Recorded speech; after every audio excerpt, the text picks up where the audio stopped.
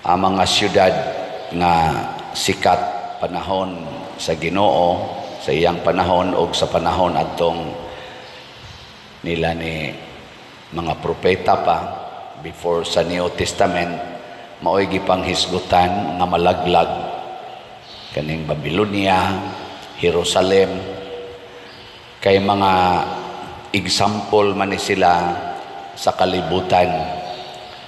Ang dinis atong ebanghelyo sa katapusan gyud ang kalibutan mismo mao gyoy magunob, laglagon, mahurot gyud og ka bungkag.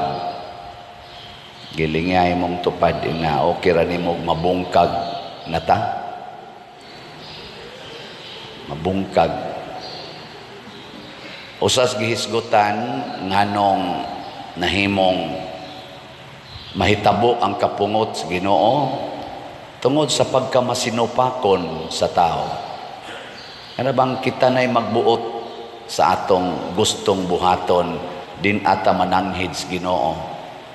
Di na mananghid sa pagpakolors buhok, kiskis anang kilay, paputi isnaw, palaygit, basiktomy, change of gender, abortion. Di na ta mananghid sa Ginoo. Diba? Magbuot na ta. Nya kung magbuot na gani ta sa atong gusto, kaning kaulag, matod pa diri ang mga gamhanan, ang katunang mga negosyante, pasabot ang kwarta na, maunay atong himuong gahom, mabungka gid ta. Karon gud ang atong nasod, tanawar gud na atong mga leader, pagsugod sa eleksyon, unit team sila. Karon mura nag-iring og iro. Ngano man, tungod kay ang atong gitawag og unit team, tawhanon ra. Nya wa giapil ang Ginoo, ang Dios non nga mga hiyas, ang pagpaubos, ang pagpasaylo, ang pagantos para sa usag-usa, ang pagampo, ang kalimpyo nga way sala, siging sentro anang bisyo, kanana ang kwarta, gahom, dungog, away gyud. Mao na gani nay sentro sa atong kinabuhi ang dungog, ang kwarta, ang gahom, ang bisyo, ang katagbawan sa atong kaugalingon, bungkag gid ta. Gilingi ay mong tupad. Inaunsa roy sentro sa inyo, Ginoo o kwarta?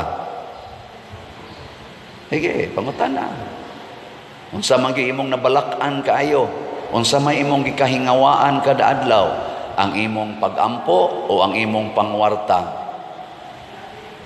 Ana, og nahitabo gyud ang Babylonia nagunob, ang syudad sa Babylonia, ang Jerusalem hangtod karon gipanag-iya na sa mga way pagtuo.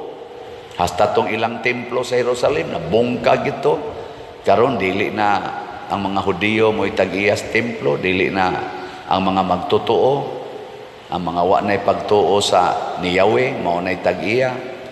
Karon sad ang kalibutan gipanag-iya na sa mga negosyante, ang very powerful karon sa kalibutan mauna ang mga rich and wealthy people. Ang dunay kwarta karon maunay gamhanan, maunay magbuot, magdiktar sa kalibutan. Kining ato mga billionaires maunay nagdiktar sa kalibutan.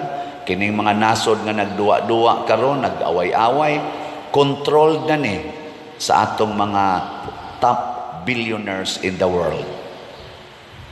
Kwarta og padong nata pagkagunob ug mauna na kay ang kalibutan karon gi panguluhan naman sad sa kwarta, padong nagyod magunob na ang kalibutan. Sama nga ang ilang mga syudad sa una nangagunob tungod kay kwarta o gahom nga tawhanon mao na ilang sentro. Ang kalibutan sad karon gidominar na sad sa mga kwartahan o mga gamhanan nga tawhanon, magunob na sad ni. Nakaron unsa may hagit ni Kristo matud pa niya, inigsugod nagkahitabo niini kaning mga gubat, kagutom, mga linog, mga tsunami, kanang magpungasi ang mga balod. Musugod na gani nagkahitabo og ang mga ilhanan dihas langit, kanang moingon sila nga na ay nabungkag nga planeta unya ang kaniniang mga sa tawagan kana mga debris niya sa tawagan kanang magkayo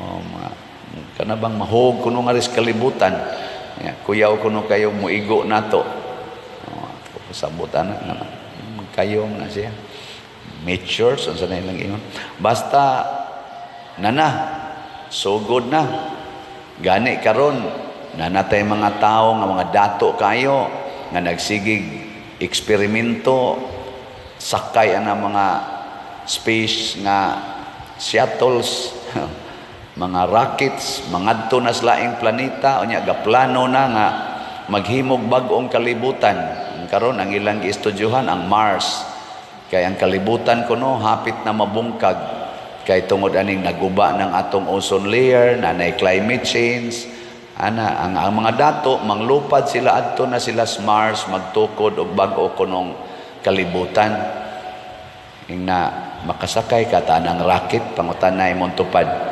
pila kay pliti pila kay pliti anang rocket no para mamalhin ta ngadto sa Mars lisod gitag pliti sa balhabal na mangani napa mangani dinhi mangayo natog hinabang kay para pliti siyang anak sa balhabal unsa na kagpalit tag rocket kay ngadto tag buwan o maaon sa na kanang Mars dili na magsilbi oy dili magsilbi di gyud magsilbi kay dili rabiya ang kalibutan mo'y mabungkag matud pang Kristo ang mga planeta mo tipas sa ilang naandang agianan bungkag yung tibuok universo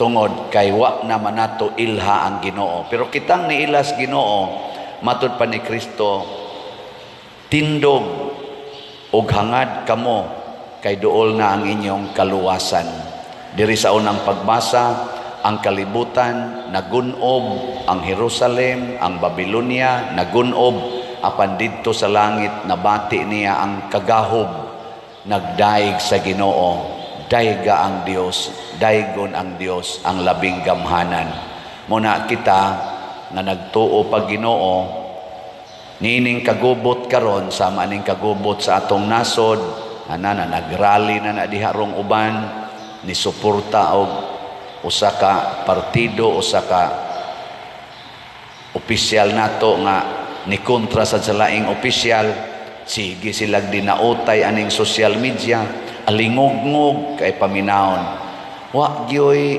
naglantaw nga kun padayonon ning away mahugno man gid ni matud pa ni Kristo ang pamilya nga mag-unay away mahugno ang gingharian nga mag-unay away mahugno ang nasod sad nga mag-unay away mahugno atong iampo nga makaamgo unta ning ato mga leaders nga dili ingnon ani pag-alagad ang nasod dili ingnon ani pag padindot ang atong nasod pinaagi anang ilang away kung dili pinaagi sa pag sinabtanay pulos magita dunay depekto pulos kita dunay gipamakak pulos ta dunay mga sala magpasayloay magdinawatay tas atong sala dili magsigig tinulisukay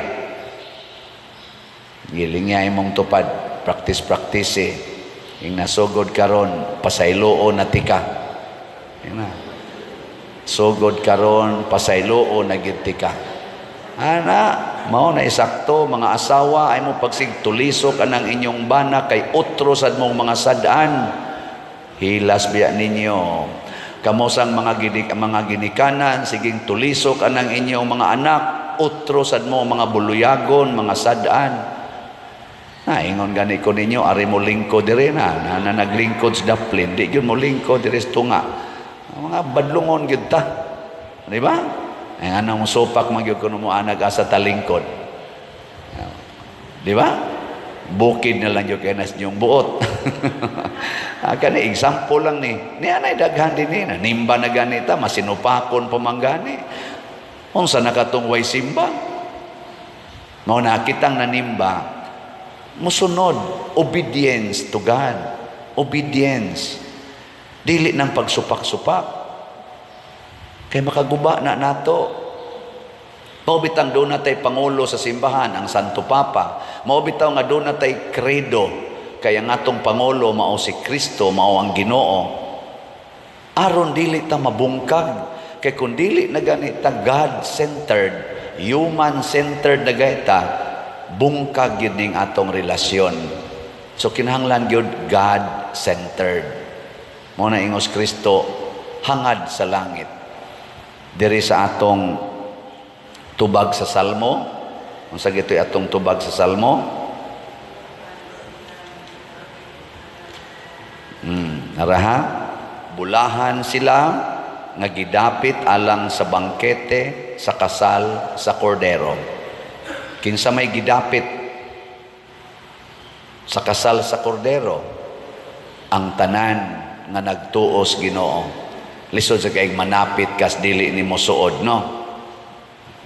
Manapit ba mo kanang naamoy kasal? Manapit mo nang wa ninyo mailhi? Ay, katong niila nimo. Ang magmanapit ka niya sa niila pagid nimo, imo pagitong siguroon katong murabag suod-suod nimo. So kaning magsigig simba, kining dituo Ginoo, kita maoy dinapit sa Ginoo. Aron mo enjoy sa iyang bangkete. Kanang bangkete sa kasal, doon na bago dihay kaguol? Na ikaguol diha. Waoy, kalipay gid na. Pasabot di ay kitang nagtuos Ginoo, dapiton tas Ginoo sa iyang kalipay. Bisan pagmurag mabungkag ang kalibutan, basta nagtuo lang ta Ginoo, malipayon ta. Taliwala nining kagubot karos kalibutan, gubat, kagutom, kamatay, ni asas atong nasod, kagubot, away, tuo ta Ginoo, malipayon ta. Di ta ma-stress. Pero muuban ganita ning ilang duwa karon nga murag mga iring og iro. Kana bang murag sila ra gyud sakto. Sila ra gyud way sayop. Mao gani itong batasan. Way pag-angkunay, way pagpaubsanay. Di kita katilaw sa bangkete sa kasal sa kordero. Sige, last na lang lingi.